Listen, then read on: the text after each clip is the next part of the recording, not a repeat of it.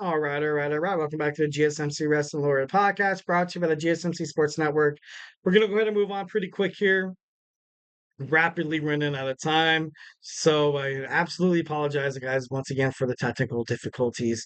Of course, on a Friday. Of course, it has to happen on a Friday. The last, kind of show that I get to see you guys, get to talk to you guys about stuff like that.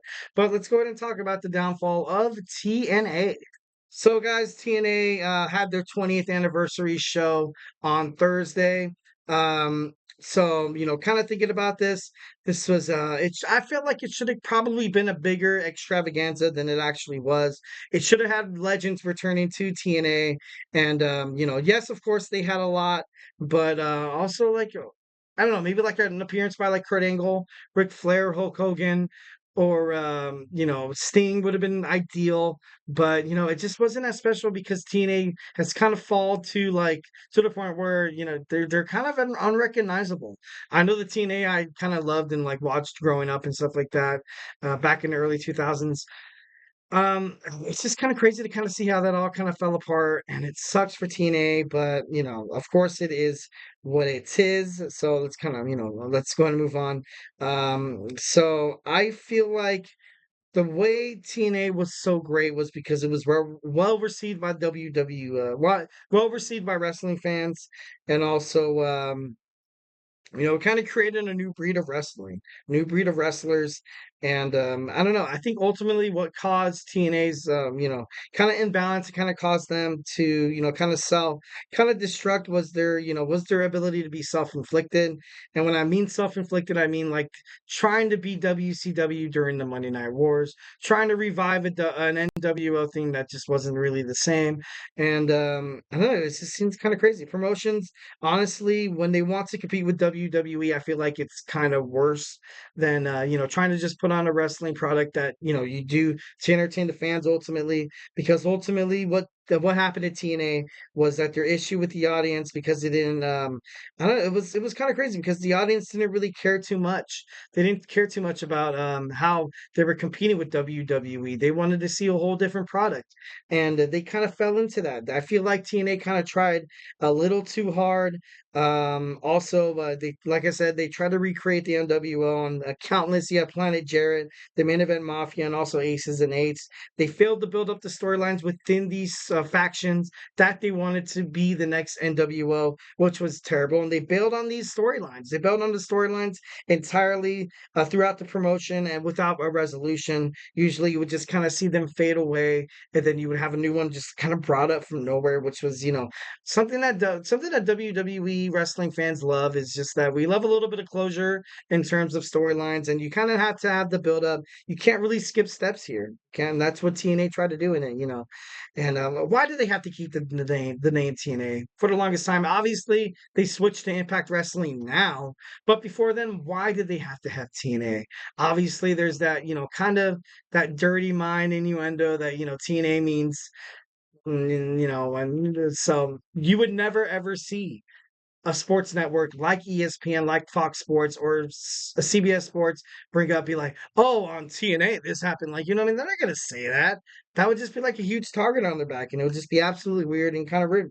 And also the TNA writing staff, it wasn't, like you had Hulk Hogan, you also have Eric Bischoff, and you had Vince Russo, so it was no surprise that these guys were trying to be WCW. And they also did not have a TV deal after their deal ended with Spike TV.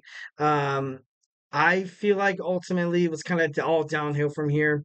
They tried to get a couple of other TV ads. They tried to get a bunch of TV, revenue that they thought would ultimately kind of push the show, but it didn't really happen. Um, I don't know, it's kind of crazy. And they also failed to acknowledge new markets.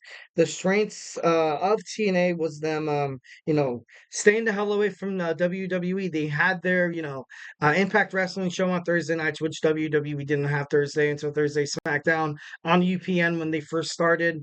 But WWE quickly moved SmackDown to Friday nights, so that's something that TNA definitely did really well. But ultimately, I feel like the demise of TNA was them trying to emulate their competition, which was bad, absolutely bad. They stopped being unique. They stopped being unique in the knockouts division, and I feel like the X division suffered the most.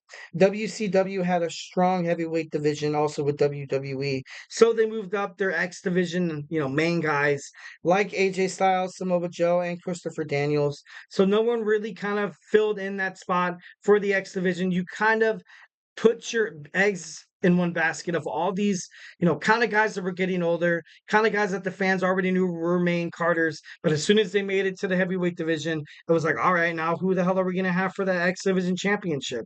And who's going to give these TNA knockouts more TV time? Where WWE back in the day didn't offer them, didn't offer their women's wrestlers a lot of TV time. So, definitely also, every wrestler from WWE got an immense push. It seemed like there was this common misconception that since WWE let go of some of these superstars and they went down to TNA, a lot of people thought that these guys should automatically just be better than these superstars from TNA. And that's not true. That's something that shouldn't be even in the mind of, TNA creative. But I feel like maybe they were trying to kind of, piggyback on the popularity of WWE, which, like I said before, was pretty bad. And finally, of course, when it comes to a wrestling promotion going down, it's money. It's money. Once Panda Energy kind of cut funds off, Panda Energy was, Dixie Carter, her father owned Panda Energy, and that, kind of, helped the product. But as soon as the product started going down with Dixie Carter trusting her company with Hulk Hogan, Eric Bischoff, it just went all downhill from there. The money was gone. Dixie Carter got out whenever she could. Obviously, I think Billy Corgan, the owner of the NWA right now, went into business, but he ended up leaving. Couple of lawsuits later, then Jeff Jarrett took over. Couple of lawsuits later, so it just seemed like this product is it seemed like it's so kind of a little cursed, the TNA product. Obviously it was really good, but didn't really kind of live up to the hype. So guys, do not go anywhere. I'm going to spend about 5 minutes talk about your wrestling news roundup all around the world. I do this every single Friday. I want to leave you guys with some cool wrestling factoids to kind of talk about with people, and kind of ponder over the weekend. So hey, do not go anywhere.